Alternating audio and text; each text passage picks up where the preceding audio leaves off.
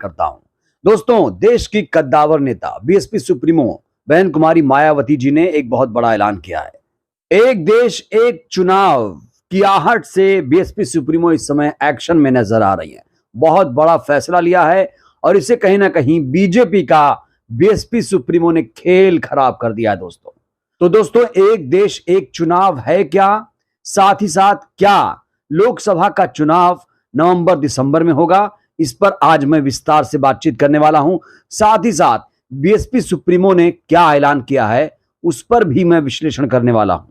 तो इस समय की सबसे बड़ी खबर जानते हैं क्या है? मोदी सरकार में कब क्या कुछ हो जाए कोई नहीं जानता।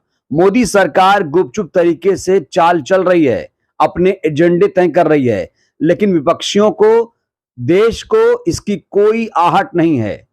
लेकिन बीएसपी सुप्रीमो बीजेपी की हर चाल से वाकिफ हैं। दोस्तों, अभी की एक बड़ी खबर सामने आई है 18 से 22 सितंबर तक, यानी 5 दिनों तक संसद का विशेष सत्र होने जा रहा है। और यह सत्र बुलाया क्यों गया है, किसी नेता को खबर ही नहीं है। सिर्फ और सिर्फ मोदी सरकार को पता है कि यह सत्र क्यों बुलाया जा रहा है। आपको बता दूं दोस्तों, संसद का मॉनसून सत्र अभी 11 अगस्त को ही खत्म हुआ है और अब फिर से स्पेशल सेशन बुलाया जा रहा है। 5 दिनों का विशेष सत्र रखा जा रहा है। तो बड़ा सवाल यह है, आखिर क्यों बुलाया जा रहा है, इसकी जरूरत क्या है? दोस्तों, इसके पीछे की वजह जो राजनीतिक विश्लेषक हैं ये मानते हैं कि मोदी सरकार एक देश एक चुनाव कराना चाहती है और इसी साल से इसकी शुरुआत करना चाहती है। यूसीसी पर बात करना चाहती है, कॉमन सिविल कोड लाना चाहती है। इसीलिए ये 5 दिनों का सत्र रखा जा रहा है, ऐसी बातें भी सामने आ रही हैं। अब बड़ा सवाल यह है कि एक देश एक चुनाव है क्या? एक देश एक चुनाव के लिए एक समिति का गठन भी आनन फानन में मोदी सरकार ने कर दिया है और कहा जा रहा है कि रामनाथ कोविंद साहब, जो भारत के पूर्व राष्ट्रपति हैं, दलित राष्ट्रपति हैं, वही रामनाथ कोविंद साहब जिन्हें मंदिर में नहीं घुसने दिया गया था। एक देश एक चुनाव की रामनाथ कोविंद साहब वकालत कर रहे थे और इसीलिए उन्हें इस समिति का, जो समिति अभी गठित की गई है, एक देश एक चुनाव कैसे हो, कैसे आगे बढ़ा जाए, इसको लेकर एक समिति बनाई गई है और इसके अध्यक्ष बनाए गए हैं रामनाथ कोविंद। देखिए दोस्तों, एक देश एक चुनाव का मतलब है कि लोकसभा, विधानसभा, स्थानीय निकाय के जो चुनाव हैं एक साथ करा दिए जाएं। जैसे मान लीजिए कि मई जून में लोकसभा का चुनाव होने वाला है, तो उसी समय सभी राज्यों के विधानसभा चुनाव करा दिए जाएं, सभी निकायों के चुनाव करा दिए जाएं। तो इसे कहते हैं एक देश एक चुनाव। वैसे आपको एक महत्वपूर्ण तथ्य ये बता दूं कि 1952, 1957, 1962 और 1967 तक हमारे देश में एक देश एक चुनाव की परंपरा रही थी।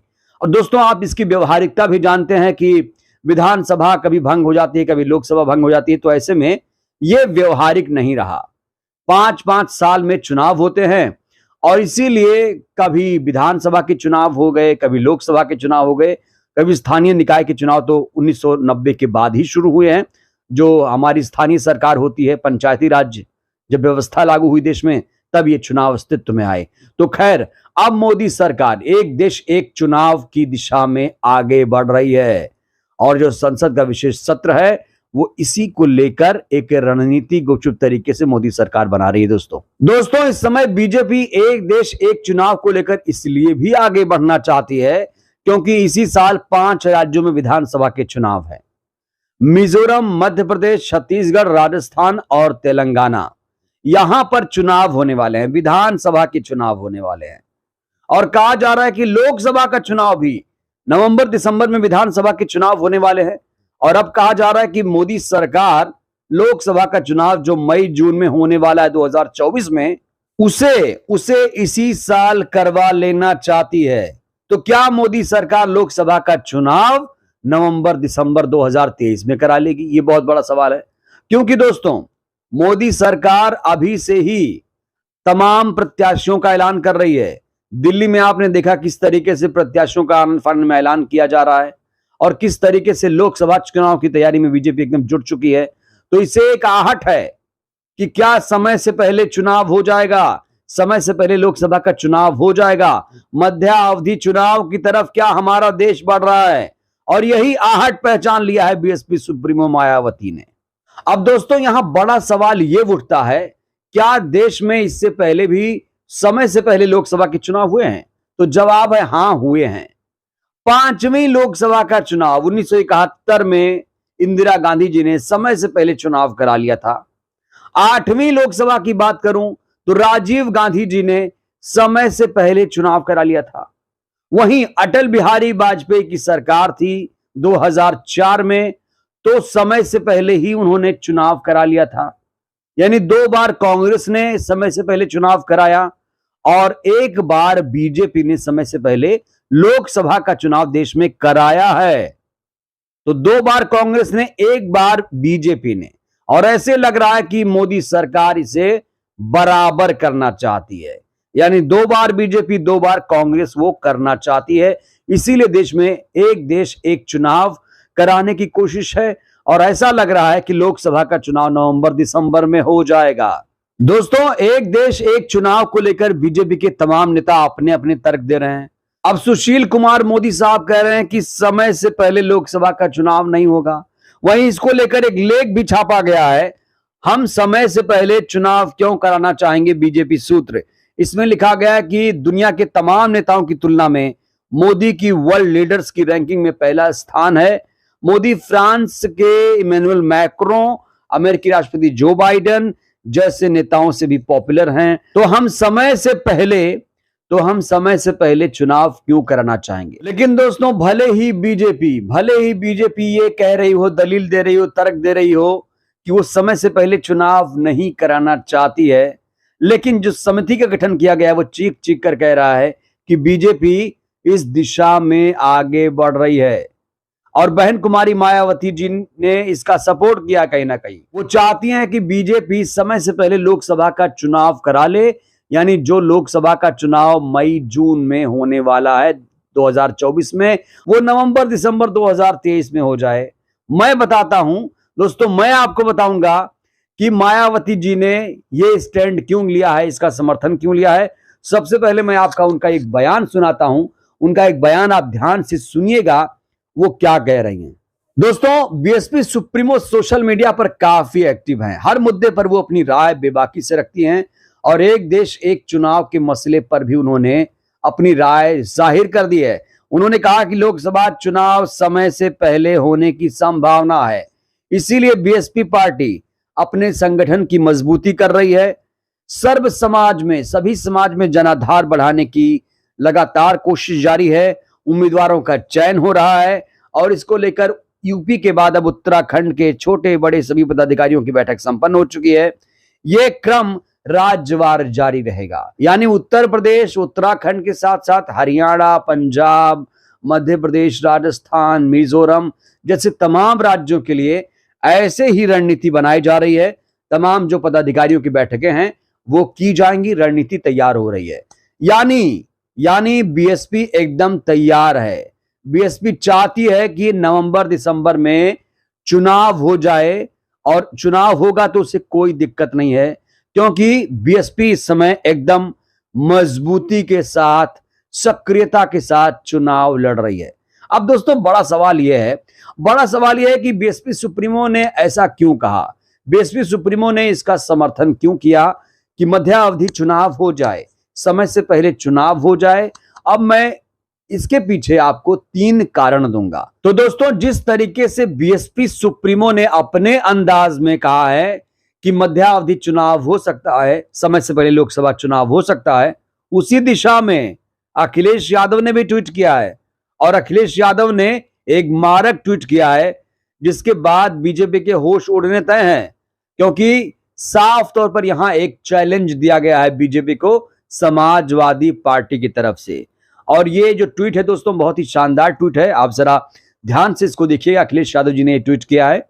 अखिलेश जी ने ट्वीट किया है, हर बड़े काम को करने से पहले एक प्रयोग किया जाता है, इसी के आधार पर हम ये सलाह दे रहे हैं एक देश एक चुनाव करवाने से पहले भाजपा इस बार लोकसभा चुनाव के साथ साथ उत्तर प्रदेश में भी चुनाव करा के देख ले। इससे एक तरफ चुनाव आयोग की क्षमता का परिणाम भी सामने आएगा और जनमत भी, साथ ही बीजेपी को यह पता चल जाएगा कि जनता किस तरह बीजेपी के खिलाफ आक्रोशित है और उसको सत्ता से हटाने के लिए कितनी उतावली है। मैंने कहा ना कि एक देश एक चुनाव नहीं होगा, और मैं आपको रीजन 3 बताने वाला था, लेकिन यहां पर अखिलेश जी ने एक रीजन और दे दिया। दोस्तों, रीजन क्या है? अभी हिमाचल में चुनाव हुआ, कर्नाटक में चुनाव हुआ, 2022 में उत्तर प्रदेश में चुनाव हुआ। तो अगर लोकसभा का चुनाव समय से पहले होगा, एक देश एक चुनाव की बात सामने आ रही है, तो जाहिर तौर पर एक देश एक चुनाव जब आप कराएंगे तो आपको नवंबर दिसंबर में चुनाव कराना पड़ेगा। तो उत्तर प्रदेश में भी क्या चुनाव हो जाएगा? एक देश एक चुनाव अगर होगा तो जाहिर तौर पर यूपी में भी विधानसभा का चुनाव होगा। इसको आप समझिए। अखिलेश कह रहे हैं एक देश एक चुनाव आप कराइए, हम आपके साथ हैं। यहां पर एक चैलेंज दे दिया गया है बीएसपी की तरफ से, समाजवादी पार्टी की तरफ से, कि एक देश एक चुनाव हो जाए। दोस्तों, मैं आपको अब 3 कारण और बताता हूं कि एक देश एक चुनाव क्यों नहीं हो सकता। पहला रीजन तो अखिलेश जी ने कहा कि उत्तर प्रदेश में आप चुनाव करा के दिखाइए, यूपी में भी आपको चुनाव कराना पड़ेगा। इसलिए पहला रीजन यह है कि एक देश एक चुनाव तो नहीं होगा। दूसरा रीजन, 1 जनवरी 2024 को राम मंदिर का उद्घाटन होने जा रहा है। मोदी इसका उद्घाटन करेंगे और इसलिए भी एक देश एक चुनाव बीजेपी नहीं कराना चाहेगी। तीसरा कारण आप समझ लीजिए, 1 फरवरी को बजट सत्र की शुरुआत होती है, यानी 1 फरवरी 2024 को अंतरिम बजट पेश किया जाएगा। और जब अंतरिम बजट पेश किया जाएगा तो जाहिर तौर पर नई नई घोषणाएं की जाती हैं। तो घोषणा वीर भी तो है बीजेपी। घोषणा नहीं करेगी तो कैसे चुनाव जीतेगी? क्या बिना घोषणा के बीजेपी चुनाव जीतेगी? हमें तो दोस्तों ऐसा नहीं लगता है। तो कुल मिलाकर एक देश एक चुनाव की बात जो सामने आ रही है, जो समिति का गठन किया जा रहा है, वो कहीं ना कहीं भ्रमित भी करने की कोशिश है लोगों को, और तमाम विपक्षी पार्टियों को भ्रमित करने की कोशिश है कि एक देश एक चुनाव होगा। वहीं बीएसपी सुप्रीमो इसको लेकर तैयार हैं और अखिलेश यादव भी तैयार हैं। तो बीएसपी सुप्रीमो अखिलेश यादव अगर एक साथ हैं तो ये कम से कम अच्छी बात है। ऐसे में बीजेपी जाहिर तौर पर बैकफुट पर नजर आ रही है और बीजेपी इस समय बुरी तरीके से फंस गई है। बीजेपी ने यह सोचा ही नहीं था कि उसे यूपी में भी चुनाव कराना पड़ेगा, उसे गुजरात में भी चुनाव कराना पड़ेगा।